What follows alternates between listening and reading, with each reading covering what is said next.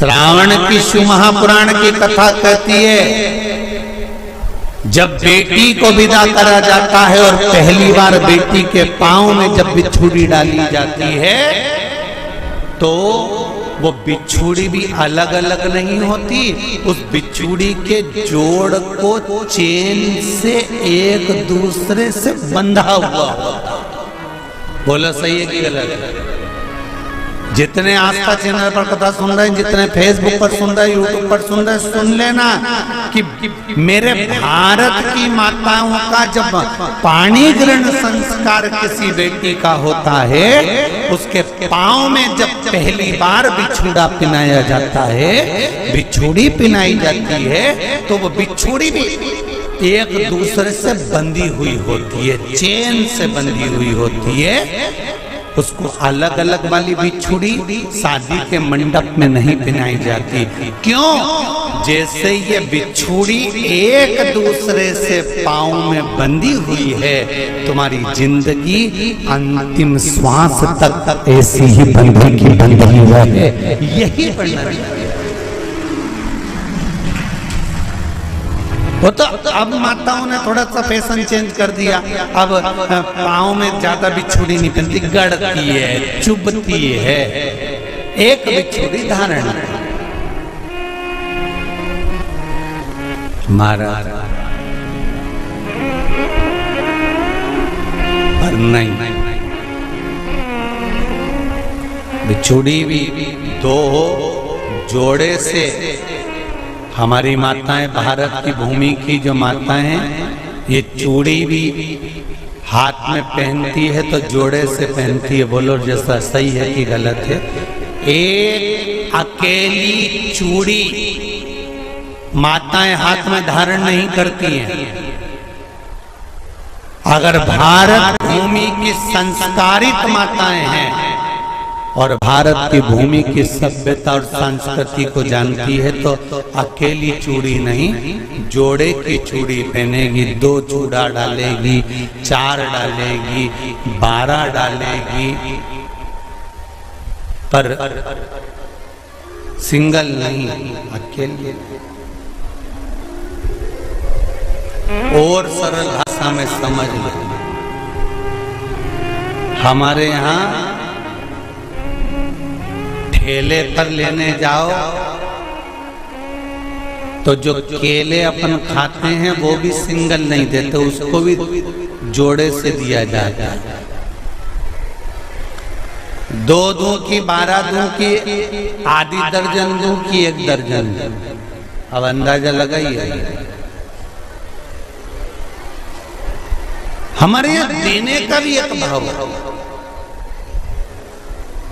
श्रावण के महीने की शिव महापुराण की कथा, जिसका नाम है श्रावण शिव महापुराण की कथा, ये कहती है कि पार्वती जी ने और गंगा जी ने ये चतुर्मास में जितना सौभाग्य का दान दिया है, उनके बराबर दुनिया का कोई व्यक्ति इतना सौभाग्य का दान नहीं दे सकता जो माता गंगा और पार्वती दोनों दान दे रहे।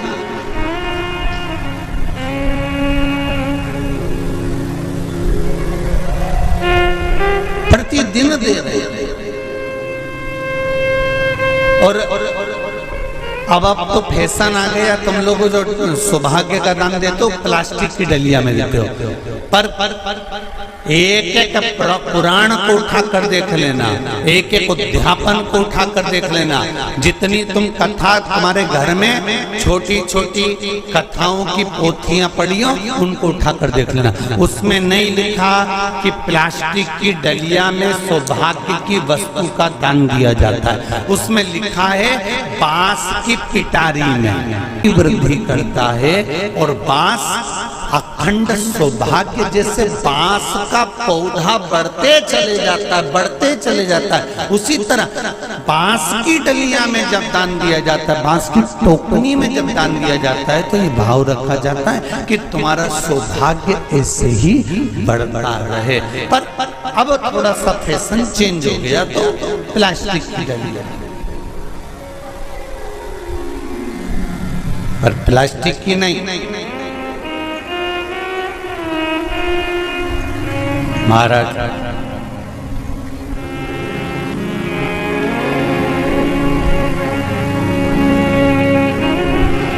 तत्व की ओर चल। शंभु शरणे पड़ी मांगू घड़ी रे घड़ी दुख काटो दया करी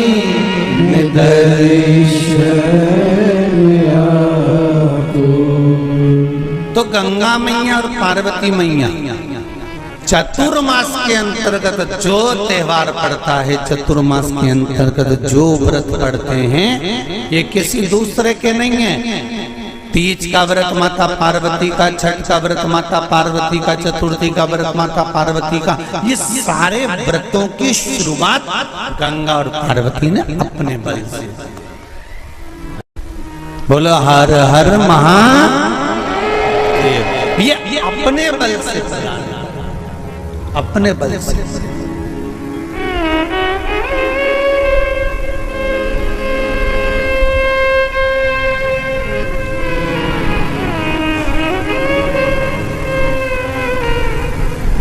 एक बार बाबा देवाधिदेव महादेव भगवान शंकर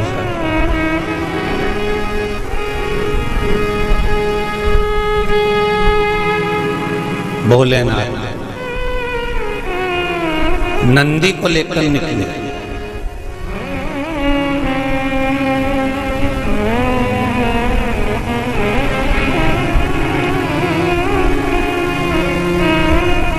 और नंदी को लेकर जब भोलेनाथ जी चले,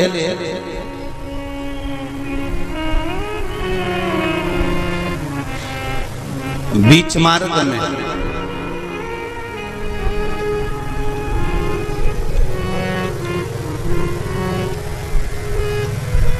जिस चंचुला देवी का पति बिंदुक के प्राण छूटे थे, और जो चंचुला देवी माता पार्वती की सेवा में लगी हुई थी, वो चंचुला देवी का दर्शन भगवान शंकर को और शंकर भगवान का दर्शन चंचुला देवी को। अब देखिएगा जरा, कथा पर विशेष ध्यान रखना।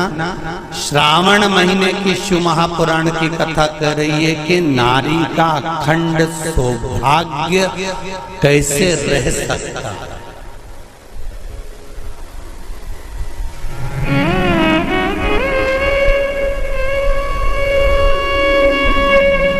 अपने घर के बच्चों को, अपने घर की बेटियों को, बेटों को, अपने घर की बहुओं को, अपने परिवार को कैसे एकजुट कर कर एक साधना में रखा जा सकता, वो शिव महापुराण।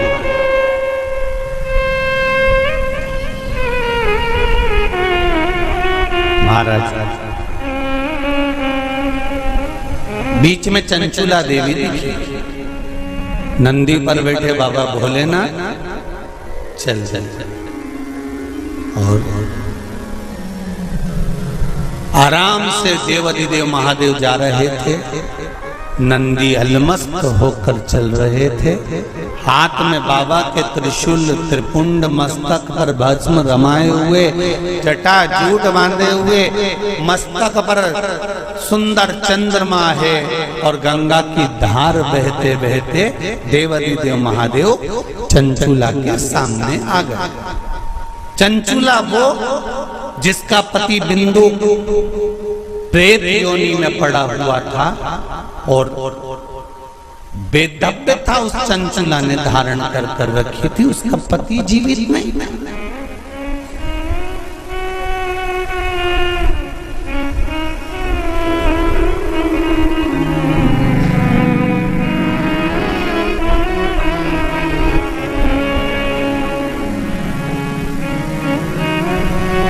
हाथ जोड़े चंचुला देवी,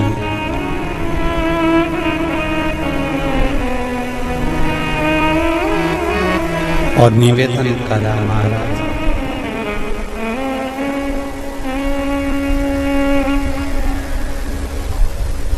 हे भोलेनाथ, हे त्रिकालदर्श, हे शिव, अरे वो काशी रेवण वाले की,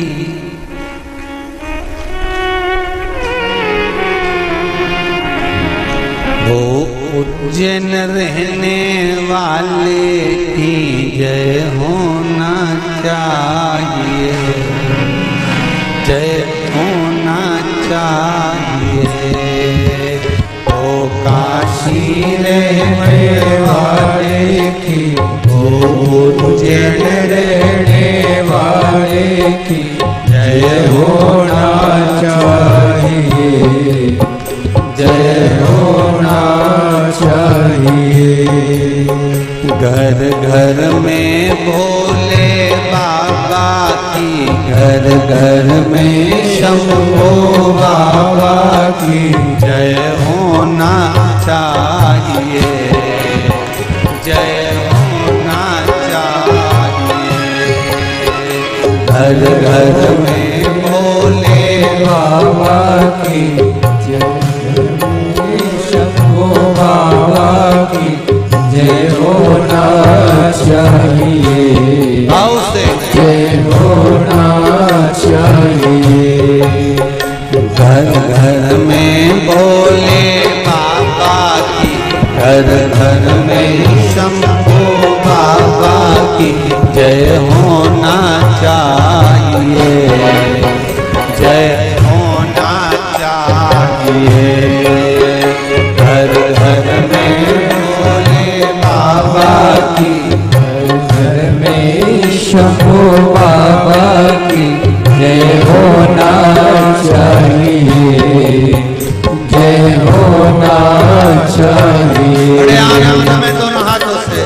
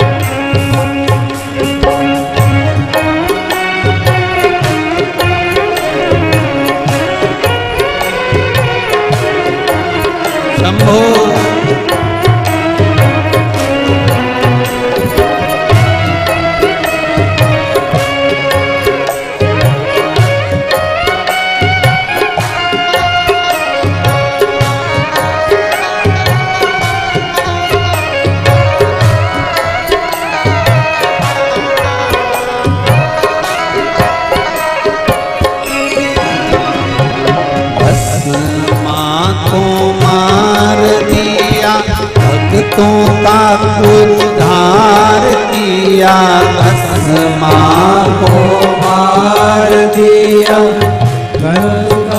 उद्धार किया, भस्मा को मार दिया, भक्तों का उद्धार किया, भस्मा को मार दिया, भक्तों का उद्धार किया। वो भस्मा मारण वाले की, वो भस्मा मारण वाले की, वो भस्मा मारण वाले की, वो भस्मा मारण वाले की जय होना चाहिए। जय होना चाहिए। वो भस्मा मारण वाले की जय होना चाहिए। जय होना चाहिए। घर घर में भोले बाबा की, घर घर में शंभो बाबा की जय होना चाहिए। जय होना चाहिए। घर घर में भोले बाबा की, घर घर में शंभो बाबा की जय होना चाहिए। जय होना चाहिए। शंभो आया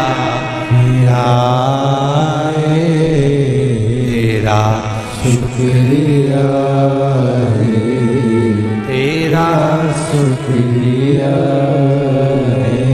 दिल से कहो,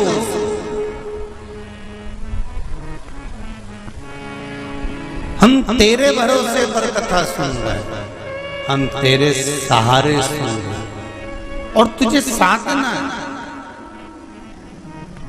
और ये साधता भी वही है, कोई दूसरा नहीं साध सकता। महाराज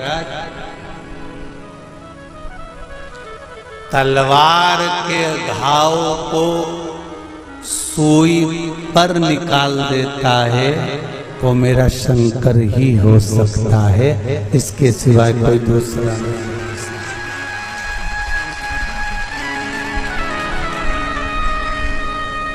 तलवार के घाव को अगर सुई पर निकाल रहा है तो वो शिव है।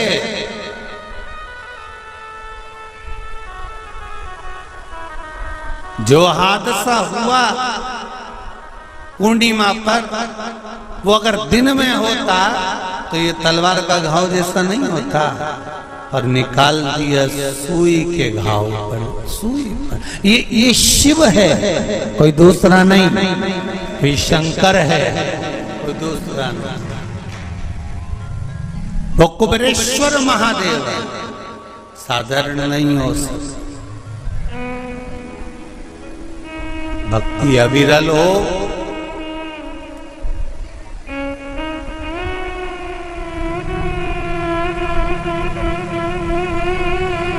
चारों तरफ लोगों ने कह दिया, कोई कहे 50 चले गए, कोई के 20 चले गए, कोई के 40 चले गए, कोई के ऐसा हो गया, कोई कहे वैसा हो गया। पर प्रकृति के आगे कुछ नहीं। कब कोरोना महामारी आकर चली जाती है, कब हवा तूफान आकर चले जाता है, किसी को नहीं। ये तो शिव है जो सादा चंचुला।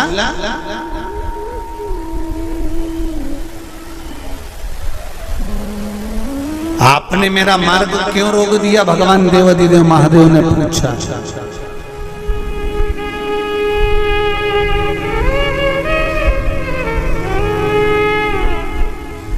आपने मेरा मार्ग क्यों रोका है? इस मार्ग को रोकने का कारण क्या? किस लिए रोका है? चंचुला देवी की आंख में जल भरा हुआ।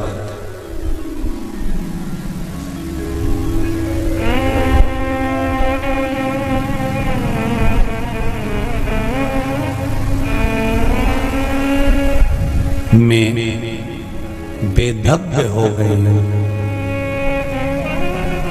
चंचुला देवी कहती हैं, मेरे पति के धाम को मुझे वापस जाना है।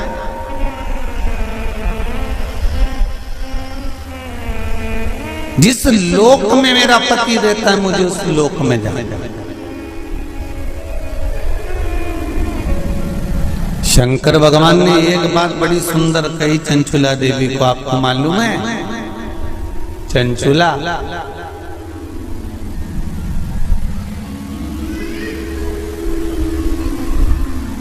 देवता भी बैकुंठ में बैठकर सुखी नहीं है।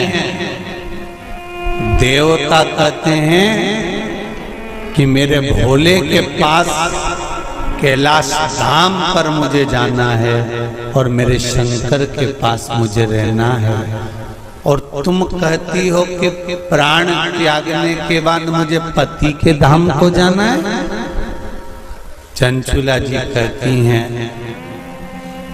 प्रभु मैंने भी कोई ऐसा पुण्य का कार्य तो नहीं करा कि मैं बैकुंठ जाऊं। तो इससे अच्छा है मेरा पति जो चोरी करता था, छल करता था, बेईमानी करता था, कपट करता था, प्रपंच करता था, और वो जिस जगह पर है, बोले वो नरक में है, कहाँ है, मैं तो उसके पास में जाना चाहता हूं। शंकर भगवान ने कहा कि चंचुला तुम मृत्यु लोक में आई हो और पृथ्वी पर आने पर तुम्हारा पति प्रेत योनि में पड़ चुका है, तो क्या तुम प्रेत योनि में जाना पसंद करोगे? ध्यान देना रे भाई, अगर कोई भूत बन गया, प्रेत बन गया, तो तुम भी भूत प्रेत बनना पसंद करोगे क्या? अरे बोलो तो जम के नहीं ना। तुम क्या करना पसंद करोगे कि अगर कोई भूल से भी भूत बन गया है, प्रेत बन गया है, शिव महापुराण की कथा कहती है अगर बिंदु का प्रेत योनि में चला गया है तो तुम्हारा फर्ज है, अगर परिवार का कोई सदस्य अगर प्रेत योनि में पड़ा हुआ है तो उस प्रेत योनि से मुक्त कराकर परमात्मा के चरणों में जाकर रख देना, ये परिवार के सदस्य का कर्तव्य बनता है। इसलिए चंचुला देवी तुम्हारा पति प्रेत योनि में है, तुम प्रेत योनि में जाने का विचार मत करो। चंचुला देवी तुम तो एक काम करो कि वो पति प्रेत योनि से छूट जाए, उसके लिए क्या करा जाए वो विचार करा जाए। जैसे श्रीमद् भागवत कथा में आता है, आत्मदेव नाम का ब्राह्मण जिसके घर में संतान नहीं, पुत्र हुआ, धुंधकारी नाम रखा सखी के घर से लेकर। धुंधकारी के प्राण छूटे, प्रेत योनि में चले गया। गौकर्ण को मालूम पड़ा कि मेरा भाई प्रेत योनि में पहुंच गया है, तो गौकर्ण ने तर्पण आदि क्रिया करना प्रारंभ करी, भजन करना प्रारंभ करा, कीर्तन करना प्रारंभ करा, स्मरण करना प्रारंभ करा, मंत्र जाप करना प्रारंभ करा। और गौकर्ण ने उस मंत्र जाप के बल पर, उस भागवत कथा के बल पर, भगवान के बल पर, भगवत भजन के बल पर अपने भाई को प्रेत योनि से मुक्त करा दिया। एक बात आपको पहले भी कथा में कही है, आज फिर कह रहा है। शिव महापुराण की कथा सुनकर जो जहां से निकल कर जाता है, उस जगह पर जितनी जीवात्माएं कहीं एक्सीडेंट में, कहीं गर्भ में, कहीं कैसे ना कैसे शांत हो जाती हैं, वो जीवात्माओं पर हमारे शरीर की तरंग जब लगती है, जो कथा सुनकर जाता है, उसके शरीर की मात्र जो हवा लगती है, छूकर जाने वाली हवा, उसके द्वारा भी कोई प्रेत योनि में पड़ा हुआ होता है तो उसकी भी मुक्ति हो जाती है। ऐसी शिव महापुराण, उसका भी मोक्ष हो जाता है।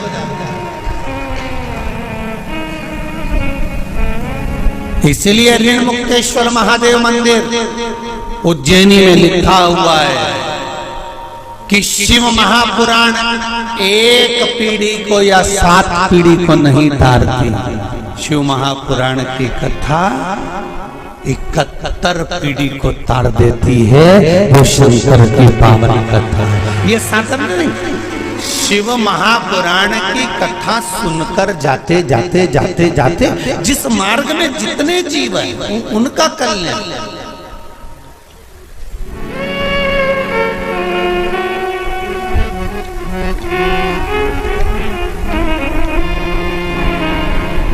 इतना तो करना स्वामी जब प्राण तन से मरना निश्चित है, प्राण छूटेंगे ये निश्चित है, कब छूटेंगे ये पक्का पता नहीं, किसकी कितनी उम्र है ये मालूम नहीं है। तो एक काम तो कर सकते हैं, भगवान से प्रार्थना तो कर सकते हैं कि बाबा ऐसी कृपा करना, ऐसी दया करना, मेरी ऐसी बुद्धि करना कि तेरा भजन करते हुए, तेरा दर्शन करते हुए, तेरा कीर्तन करते हुए, तेरा मंत्र जाप करते हुए मेरे प्राण छूट जाए। इतना तो करना स्वामी जब प्राण मन से निकले, गोविंद नाम लेकर जब प्राण तन से निकले। भगवान से इतनी प्रार्थना जरूर करना कि तेरे भजन करते करते, तेरा स्मरण करते करते, तेरा मंत्र जाप करते करते, तेरा कीर्तन करते करते, तेरी कथा श्रवण करते करते, दान पुण्य सत्कर्म करते करते, तीर्थ आदि करते करते, गंगा का स्नान, यमुना का स्नान, सरयू का स्नान करते करते, सारी पुरियों का स्नान करते, पूजन करते करते मेरे प्राण तेज में समा जाए। इससे बढ़कर कोई सुख जीवन का नहीं हो सकता, इससे बढ़कर कोई आनंद नहीं हो सकता।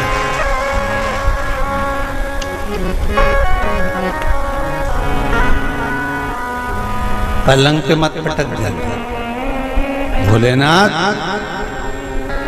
कोई शरीर में ऐसा रोग मत दे देना कि बार बार बार बार बार बार शरीर को फाड़ा जा रहा है, काटा जा रहा है, बार बार। ये निकालो जांच के लिए मुंबई पहुंचाओ, ये निकालो जांच के लिए दिल्ली पहुंचाओ, ये निकालो जांच के लिए पूना पहुंचाओ, जांच के लिए चेन्नई पहुंचाओ। ऐसा शरीर मत कर देना कि शरीर को काट काट काट काट और पलंग पर पड़ा हुआ है, सड़ रहा है और जाना निश्चित, पर तेरे भजन के बल पर।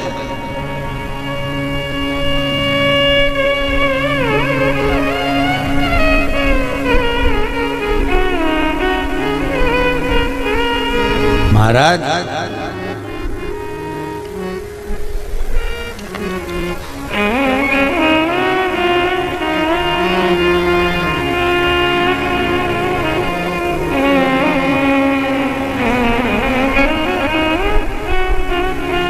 चंचुला देवी से भगवान शंकर कह रहे हैं कि तुम कहती हो कि मेरे प्राण छूटकर मैं पति लोक में जाऊं, जहां पर मेरा पति रह रहा है।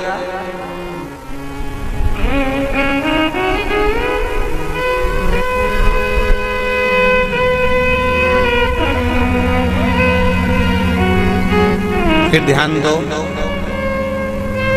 इसको और सरल तरीके से समझ लो। पति मदिरा की दुकान पर बैठ रहा है और पत्नी अपनी सास से कह दे मैं तो वही रहूंगी जहां मेरा पति रह गया है। जम के तो बोलो जरा, जहां मेरा पति रह रहा मैं तो मारूंगा। पति मदिरा की दुकान पर बैठा है, मदिरा का नशा कर रहा है, तो क्या पत्नी वहां जाकर नशा करेगी? अरे बोलो जम के नहीं।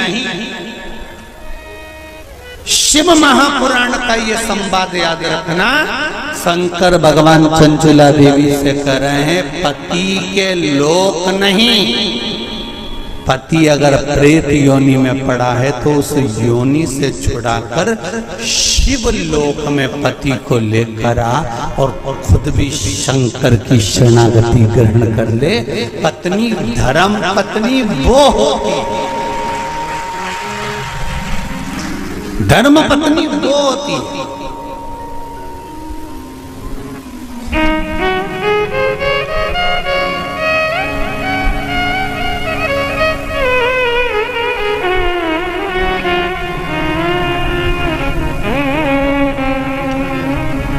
नहीं,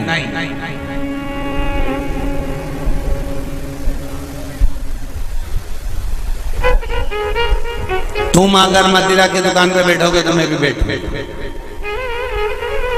तुम जुआ खेलोगे तो मैं भी खेलूंगी,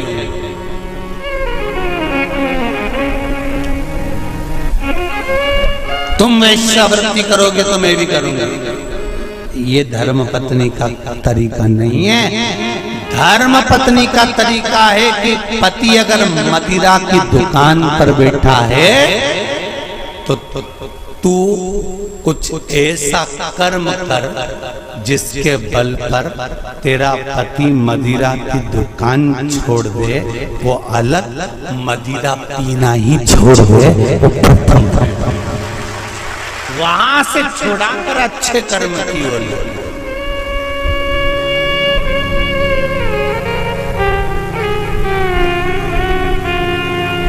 ये दुबे जी भी बैठे हैं कथा में और ये बोरबन जी भी बैठे होंगे महाराज, और ये सत्यता की बात कर रहे हैं हम दुबे जी को भी और रामकिशोर जी। तुमसे ज्यादा कथा करवाने का भाव तुम्हारी धर्म पत्नियों ने ही प्रेरित करा होगा, ये निश्चित है। ये हम ये भाव से, क्योंकि पति को सतमार्ग तक लेकर जाना, पति को सतमार्ग की ओर प्रेरित करना, और आज भी कमी नहीं है। सावन का महीना चल रहा है, आज भी जितने लोग आस्था चैनल पर कथा सुन रहे हैं, फेसबुक यूट्यूब पर कथा सुन रहे हैं, मेरा विश्वास कहता है कि घर की माताएं, घर की धर्म पत्नियां अपने पति से एक बार तो कहती होंगी, सुनो जी सावन का महीना चल रहा है, आज अपनी छुट्टी है, एक काम करते हैं 2 लोटा पानी लेते हैं और ले जाकर समर्पित कर देते हैं। सुनो आज छुट्टी है, एक बेलपत्र बाबा को चढ़ा देते हैं। आज छुट्टी है, एक काम करते हैं, हो सकता है सोमवार के दिन हमको ऑफिस जाना पड़े, हो सकता है सोमवार के दिन हमारा वर्किंग डे रहे, इसलिए काम करते हैं रविवार आ रहा है, शनिवार आ रहा है, कोई छुट्टी का दिन आ रहा है, अपन एक काम करते हैं शंकर का अभिषेक करवा लेते हैं। किसी ब्राह्मण को घर में बुलाएं, शिव जी का अनुष्ठान करवा लें, शंकर का अभिषेक करवा लें, पूजन करवा लेते हैं। एक काम करते हैं, चलो अपन शिव के धाम चलते हैं। ये धर्म पत्नी अपने पति को प्रेरणा देकर कहीं ना कहीं सतमार्ग की ओर जोड़ देती है, उसको धर्म पत्नी का।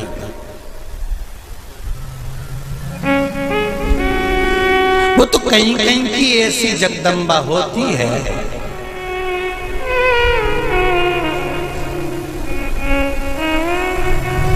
पति अगर गलत भी करता है ना तो वो कभी नहीं कहती कि तुमने गलत काम करता रहा, क्योंकि वो सोचती नहीं है ना, वो तो अच्छा है। मेरे माता पिता ने शादी कर दी तुम्हारे साथ, तुम मदिरा की दुकान पर बैठे हो कि वेश्यावृत्ति कर रहे हो कि मांसाहार कर रहे हो कि क्या कर रहे हो, उसको कोई मतलब नहीं। वो तो लगी,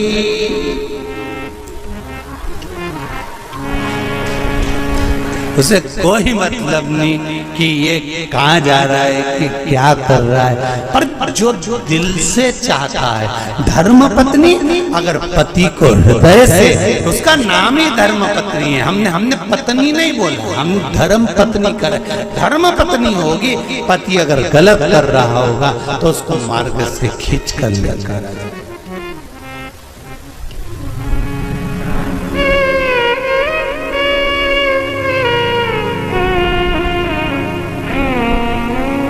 अब देखिए कितना सुंदर संवाद। चौसर खेल रहे थे पांडव चौसर खेल रहे। द्रौपदी से पूछा गया, क्यों द्रौपदी, तुम्हारे पति जुआ खेल रहे थे और तुमने उसको मार्ग नहीं दिखाया, सतमार्ग नहीं बताया, तुम धर्म पत्नी हो द्रौपदी, सतियों की गिनती में आता है तुम्हारा नाम, और तुम तुम्हारे पतियों को गलत मार्ग से निकाल कर नहीं लाई। द्रौपदी कहने लगी, मुझे तो मालूम ही नहीं था